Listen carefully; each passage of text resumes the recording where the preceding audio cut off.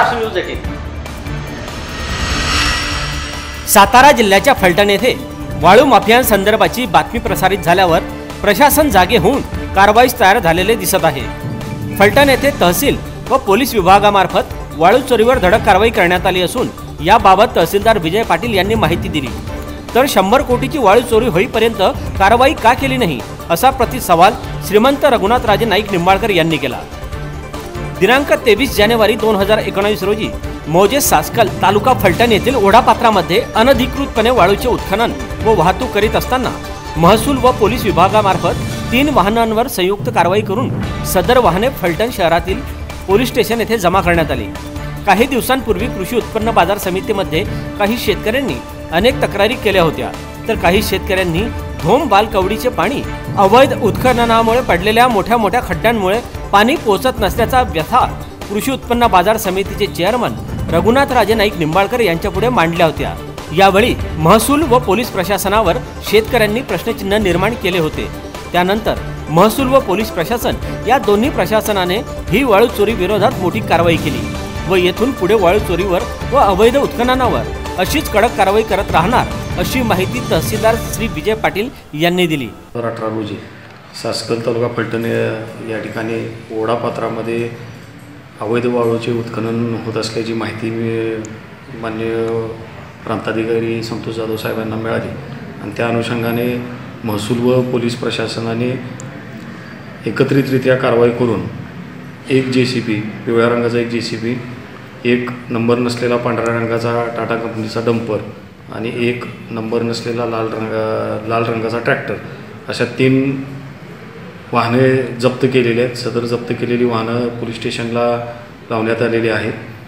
त्या ठिकाणी जागेवरती 12 ब्रासचं उत्खनन झाल्याचं आढळून आलेलं आहे आणि या वाहन चालक आणि वाहन मालकांच्यावरती कडक अशा प्रकारची दंडाची कारवाई आम्ही करणार आहोत। या कारवाईमध्ये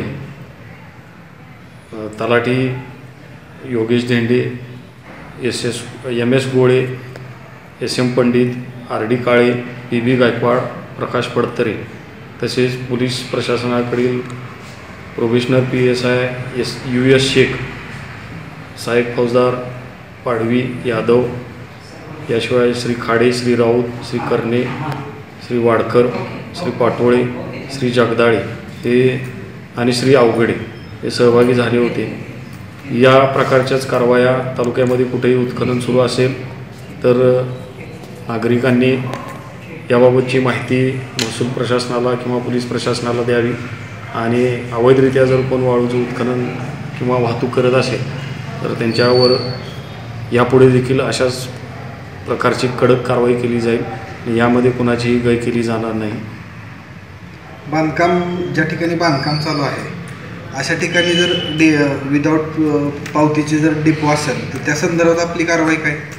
ज्या ठिकाणी आम्ही याद्वारे आवाहन करतोय की ज्या ठिकाणी बांधकाम सुरू आहे त्या संबंधित बांधकाम करणाऱ्या व्यक्तींनी किंवा संस्थांनी अधिकृत अशा वाळू ठेकेदारांच्याकडूनच वाळू विकत घ्यावी आणि तपासणी कामी मागितल्यानंतर त्यांनी त्या तशा पावत्या अधिकृत असल्याच्या दाखल कराव्यात। त्या ठिकाणी जर अनधिकृत साठा सापडला तर त्यांच्यावर देखील दंडात्मक कारवाई आम्ही करणार आहोत। यावर वाळू चोरांवर मोका लावण्यापेक्षा लाचखोर अधिकारी यांनाच मोका लावण्यात यावा असे श्रीमंत रघुनाथराजे नाईक निंबाळकर या कारवाईवर बोलताना म्हणाले। काल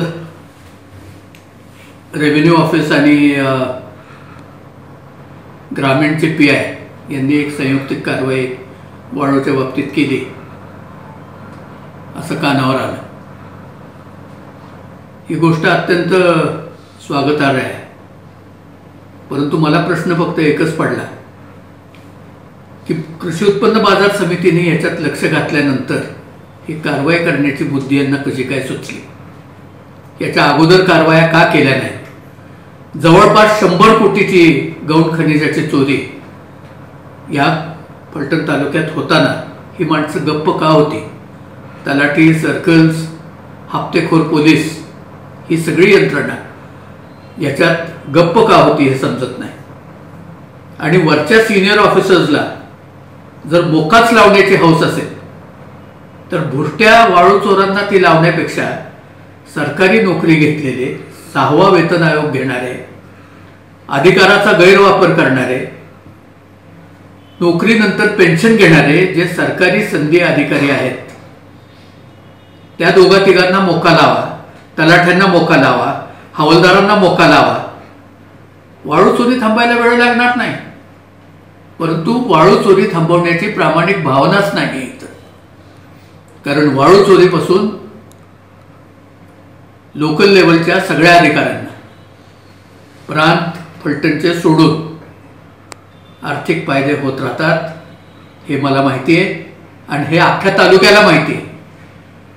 परंतु ह्या ठराविक वाळू चोरांच्या समोर संपूर्ण यंत्रणा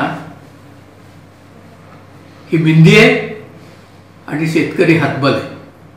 शेतकऱ्याच्या बाजूनी मी लढणारच. कृषी उत्पन्न बाजार समिती फलटणचा चेअरमन म्हणून कृषी उत्पन्न बाजार समितीचा 1 रुपया देखील या लढ्यात मी घालणार नाही. मी स्वतः तक्रारदार आहे आणि माझ्या तक्रारीला कुणीही मागं घ्यायला मला प्रेशर करू पाहत असेल तर ते मी ऐकून घेणार नाही, हे मी तुम्हाला या ठिकाणी स्पष्ट सांगतो. फलटण तालुका प्रतिनिधी विजय विसे, फलटण. नवीन बातम्यांसाठी पाहत रहा महाराष्ट्र न्यूज 18, व्यासपीठ जनसामान्यांचे. महाराष्ट्र न्यूज 18, व्यासपीठ जनसामान्यांचे.